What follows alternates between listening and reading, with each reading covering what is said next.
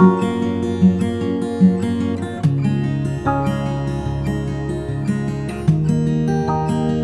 everyone. We have learned about Thomson's plum pudding or raisin pudding model. To test the model, Rutherford and his students performed alpha particle scattering experiment. See to Learn in this video explains the experiment.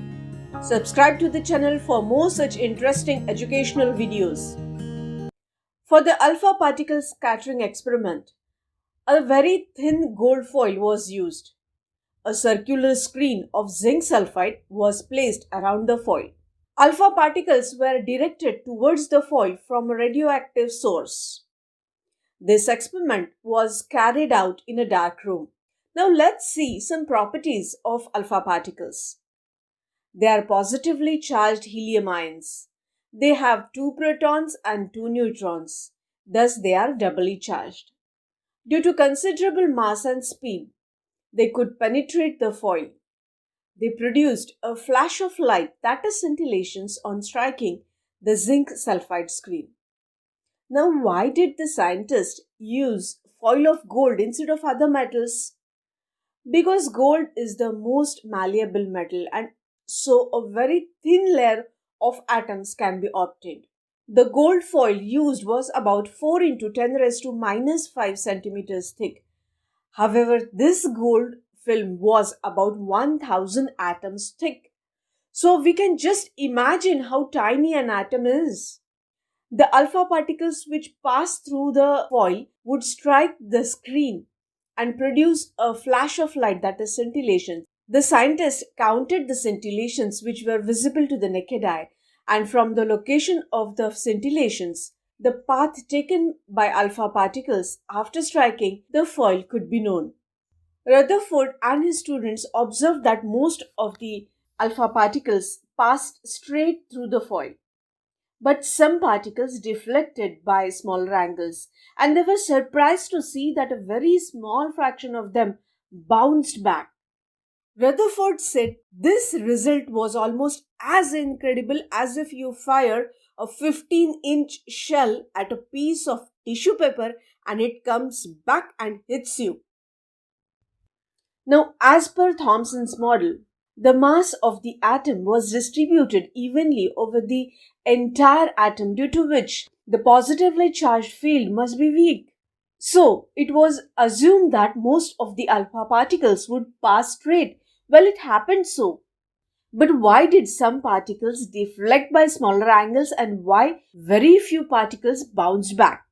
Were they repelled by some strong positive charge in the atom? Very true. This is what Rutherford deduced from the experiment. The atom's positive charge is concentrated in a very small space at the center of the atom, and that most of the atom is hollow since many of the particles passed straight. He called the center of the atom as nucleus. The alpha particles that went closer to the nucleus repelled due to similar charges by smaller angles, while particles that hit the nucleus bounced back. Thus, Rutherford's description of the atomic model can be summarized as: the atom has a positively charged center called nucleus, which has most of the mass of the atom. The electrons revolve around the nucleus in circular paths. The nucleus is very, very small as compared to the atom. So, Rutherford's alpha particle scattering experiment proved that Thomson's atomic model to be incorrect. This experiment was a turning point in chemistry. But Rutherford's model too had drawbacks, like it could not explain the stability of atom. We know that a particle having circular motion like that of an electron accelerates. But an electron is a charged particle, and such a charged accelerated particle radiates energy in the form of electromagnetic waves. Due to loss of energy, the electron should eventually fall into nucleus. Thus, such an atom cannot be stable. However, this cannot be true, as we know that atoms are quite stable.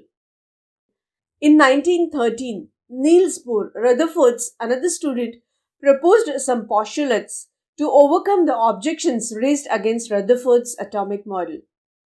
He proposed that electrons are restricted to concentric circular orbits or shells around the nucleus, similar to our solar system. The orbits or shells have quantized energies and sizes. These orbits are represented by the letters K, L, M, N, and so on, or the numbers n is equal to 1, 2, 3, 4, and so on. The electrons do not radiate energy while revolving in these orbits. However, an electron can jump from one energy level to another by emitting or absorbing energy. For example, when it jumps from n is equal to 3 to n is equal to 2, energy is emitted. We can calculate the energy emitted or gained by the electron from the difference in the two energy levels. Now, how are these electrons distributed in different orbits? Stay connected to know this. Like and share this video. Thanks everyone.